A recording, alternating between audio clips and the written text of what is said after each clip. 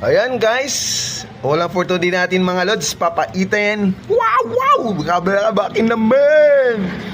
And mayroon tayong dessert, avocado. And may siomay. So yan po yung ating tanghalian time. Tara, kain! So tara na guys! Kain tayo ng papaitan guys! Papaitan alam Dahil maulan-ulan. Grabe. Maganda sa papaitan, maraming luya. Para magbibling yung pait tsaka yung luya na mga.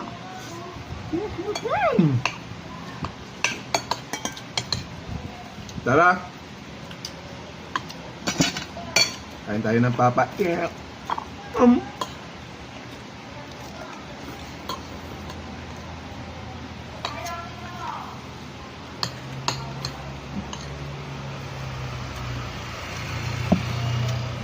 Bebe. Ano niya? Ha? Mamaya na daw. Ano naman niya? Tablet. Sarap.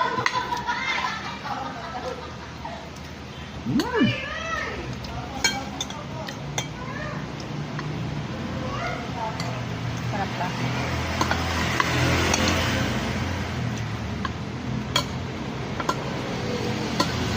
Sarap yung papaitan sa tag-ulan. Hindi lang tagulan. Kahit tag-init, masarap ang papaitan. Ngayon guys, medyo tag-ulan na yung ano namin dito, panahon namin.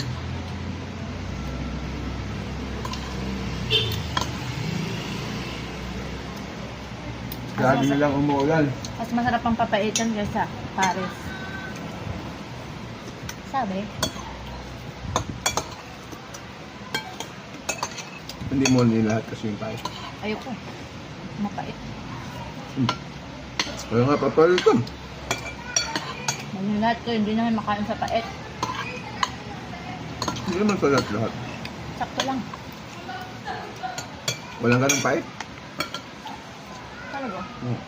Grabe man yung ano, palasa mo. Ah.